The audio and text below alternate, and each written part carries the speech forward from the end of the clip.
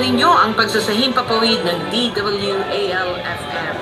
Ang DWAL-FM ay pag-aari ng RC Diocese ng Lipa at pinamamahalaan ng Radio Bayanihan System.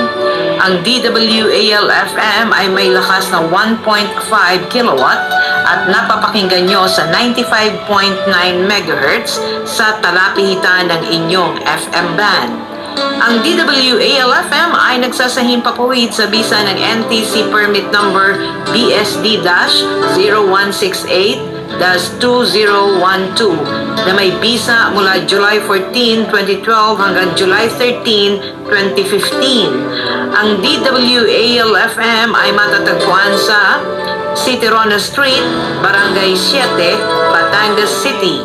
Ang transmitter site ay nasa Barangay Santo Domingo, Batangas City. Ang DWAL-FM ay nagsasahimpapawid mula 5 ng umaga hanggang 11 ng gabi at pinamamahalaan ng Electronic Communications Engineer at mga radio telephone operators na pawang lisensyado ng Philippine Regulatory Commission at National Telecommunications Commission.